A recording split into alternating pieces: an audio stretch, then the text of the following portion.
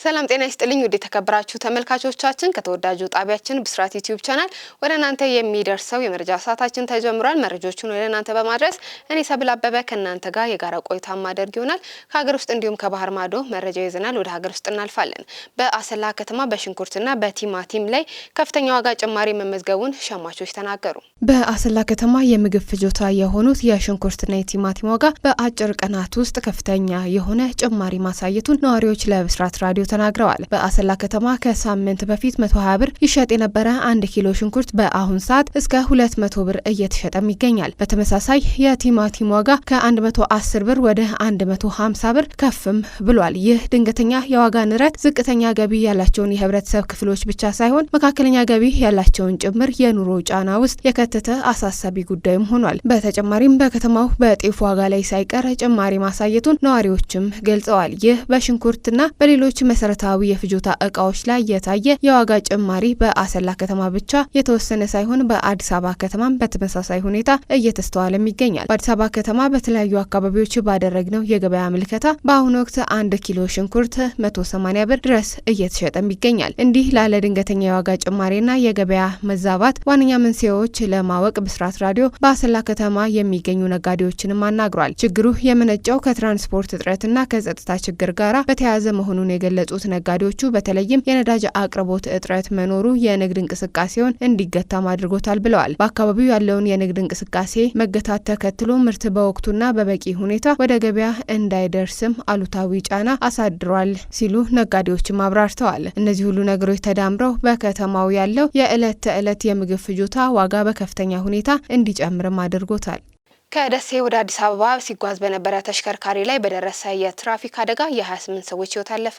ከደሴ ወደ አዲስ አበባ ሲጓዝ በነበረ ተሽከርካሪ በደረሰ አደጋ የ28 ሰዎች ሕይወት ማለፉን ፖሊስ አስታወቀ። አደጋው የደረሰው ከደሴና ከኮምቦልቻ ከተሞች መካከል በሚገኘው የሀረጎ መንገድ ላይም ነው። ዛሬ ሰኔ 8 ቀን 2018 ዓ.ም ማለዳ ከደሴ ወደ አዲስ አበባ በመጓዝ ላይ የነበረ የህዝብ አውቶቡስ በተለምዶ ሀረጎ እየተባለ በሚጠራው መንገድ ላይ በደረሰ አደጋ እስካሁን የ28 ሰዎች ሕይወት ሲያልፍ በርካቶች ቀላልና ከባድ ጉዳትም ደርሶባቸዋል። የህዝብ ማመላለሻው ተሽከርካሪ በግምት 100 ሜትር ጥልቀት ወዳለው ገደል ገብቶም ነው አደጋው የደረሰው። በህይወት የተረፉት ወደ ሕክምና ቦታ ለማድረስ አሁንም ርብርብ እየተደረገ መሆኑን የገለጹት ፖሊስ አደጋውን ምክንያት በማጣራት ላይም ነውም ተብሏል። የፍቅር ጥያቄን አልተቀበለችኝም በማለት በድንጋይ 6 ጥርሷን ያወለቀው ግለሰብ በእስራት ተቀጣ።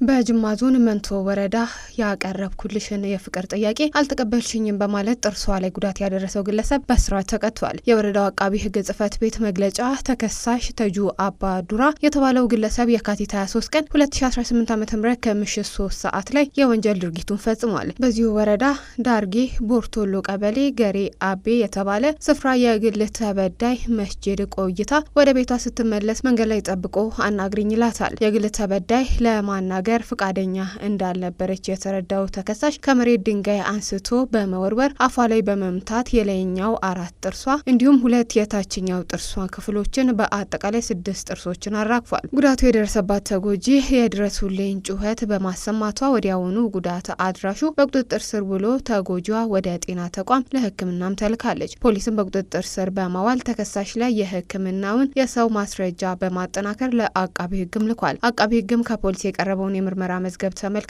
ታስቦ በሚፈጸም በከባድ የአካል ማጉደል ወንጀልም ክስ መስርቷል። ክሱን የተመለከተው የመንቱ ወረዳ ፍርድ ቤትም ሰኔ 3 ቀን 2018 ዓ.ም በዋለው ችሎት ተከሳሽ ታጁ አባ ዱራ በ5 ዓመት እስራት እንዲቀጣ የወሰነበት መሆኑን ብስራት ራዲዮ ከወረዳው አቃቢ ህግ ጽህፈት ቤት ያገኘው መረጃ ያመላክታል ስትል ሰማሃር አለባቸው ዘግባለች። ተመልካቾቻችን አሁን ደግሞ ወደ ባህር ማዶ መረጃዎቻችን አልፋለን። የኢራን ብሔራዊ የእግር ኳስ ቡድን የሰላም ስምምነቱን ከታወጀ በኋላ ወደ አሜሪካ ገቡ። የኢራን ብሔራዊ የእግር ኳስ ቡድን ለዓለም ዋንጫ ውድድር አሜሪካ ገብቷል። በኢራንና በአሜሪካ መካከል ያለውን ጦርነት ለማስቆም የስምምነት ውል እንደታወጀ ቡድኑ በሎስ አንጀለስ አርፏል። በአሜሪካና በኢራን መካከል ያለውን ጦርነት ለማቆም የተደረገው ስምምነት የኢራን ቡድን ከኔዘርላንድ ጋር በሎስ አንጀለስ የመክፈቻ የዓለም ዋንጫ ጨዋታ ከመጀመሩ 1 ቀን ቀደም ብሎ የተሰማም ነው። ይህ ስምምነት ተጨማሪ ስጋትን ለማቃለል በቡድኑ ዙሪያ ያለውን ውዝግብ ለማስወገድም ያግዛል። የኢራን ብሔራዊ ቡድን አጥቂ ማህዲ ታሬሚ እንደተናገረው ቡድኑ ከመጣበት ጊዜ ጀምሮ ያለው ውጥረት ውድድሩን እንደሸፈነውም ተናግሯል። ዝግጅቱንም አስተጓጉሏል። ቡድኑ የቪዛ ችግር አጋጥሞት የነበረ ቢሆንም የዓለም ዋንጫውን ካምፕ ወደ ሜክሲኮ ለማዘዋወርም ተገዷል። የፓኪስታን ጠቅላይ ሚኒስተር በዩናይትድ ስቴትስና በኢራን መካከል ሊባኖስን ጨምሮ በሁሉም ረገድ ወታደራዊ እንቅስቃሴዎችን የሚያቆም የሰላም ስምምነት መድረሱንም ተናግረዋል። ስምምነቱ አርብ በስዊዘርላንድ ውስጥ በይፋ እንደሚፈረምም የፓኪስታን ጠቅላይ ሚኒስተር ሼህባዝ ሻሪፍ ተናግረዋል። አሜሪካ ከኢራን ጋር የሰላም ስምምነት ላይ መድረሷን ተከትሎ ጀርመን፣ ጣሊያን፣ ፈረንሳይና እንግሊዝ በኢራን ላይ የጣሉትን ማዕቀብ ለማንሳት ዝግጁ መሆናቸውን ተናገሩ። የአውሮፓ ሀገራት ቴህራን በኒውክሌር ፕሮግራሟ ላይ ግልጽና ሊረጋገጡ የሚችሉ እርምጃዎችን ከወሰደች በኢራን ላይ የተጣለውን ማዕቀብ ለማንሳት ዝግጁ መሆናቸውን ተናግረዋል። የጣሊያን፣ የጀርመን፣ የፈረንሳይና የእንግሊዝ መሪዎች ኢራን የኒውክሌር ጦር መሳሪያ ማግኘት የለባትም ብለዋል። ዓለም አቀፍ የአቶሚክ ኤነርጂ ኤጀንሲ በመጥቀስ ለዚህ ዓለም ከአሜሪካ ኢራንና ከኤጀንሲው ጋር ለመስራት ዝግጁ ነንም ብለዋል። መግለጫው በተጨማሪም የሆርሙዝ ባህር ያለ ገደብ እንዲከፈት በመጠየቅ የሊባኖስን ሉዓላዊነት፣ የግዛት አንድነት እንዲረጋገጥም ጥሪ አቅርበዋል። በሌላ በኩል የኢራን ምክትል የውጭ ጉዳይ ሚኒስተር እንዳስታወቁት በካታር አሸማጋይነት በአሜሪካና በኢራን መካከል በቀረበው የመግባቢያ ሰነድ ላይም ስምምነት ላይ ለመድረስ በቴህራን ከ14 እስከ 15 ሰዓታትን የሚጠጋ ረጅም ውይይትም አድርገዋል። ይህም የድርድር ሂደት ረጅም ጊዜ ወስዷል ሲሉም ካዜም ጋሪባባዲ ለኢራን መንግስት ሚዲያ ዛሬ ሰኞ ማለዳም ተናግረዋል። ተመልካቾቻችን እስካሁን ስትከታተሉት የነበረው ከተወዳጁ ጣቢያችን ብስራት ዩቲዩብ ቻናል ወደ እናንተ ሲደርስ የነበረው የመረጃ ሰዓታችንን ነው። መረጃዎቹን ወደ እናንተ በማድረስ እኔ ሰብል አበበ ከእናንተ ጋር የጋራ ቆይታ አድርጌ ነበር። መልካም ቆይታ